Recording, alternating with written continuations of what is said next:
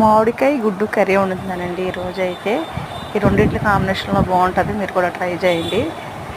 ఇంట్లో మామిడికాయలు ఉంటే సరే, గుడ్లు ఉన్నాయని ఆ ఎగ్స్ వేసి ఆ కర్రీ కింద వండేసాను అనమాట.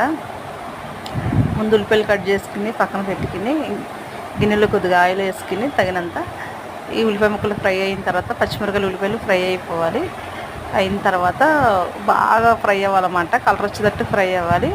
అప్పుడు నేను మామిడికాయలు అనేది కట్ చేసుకుని పెట్టుకున్న పక్కనే. ఇంట్లో కూడా కొన్ని టెంకలు ఉన్నాయి, నిన్న మామిడికాయ పచ్చడి కానీ చిన్న చిన్న ముక్కలు పచ్చడి కానీ చెక్కేసి ఉంచే, ఇంకా ఆ టెంకలు ఉంటే ఇంకా అందులో వేసుకుని ఒక మామిడికాయను ఒక 3 టెంకలు ఉంటే అందులో వేసుకుని ఇంకా కర్రీ కింద రెడీ చేసుకున్నమాట. అవన్నీ వేగిపోయిన తర్వాత కొద్దిగా నేను అల్లం వెల్లుల్లి పేస్ట్ కొంచెం గరం మసాలా ముద్ద మసాలా ఉంది అవన్నీ వేసి ఫ్రై చేసేస్తాను.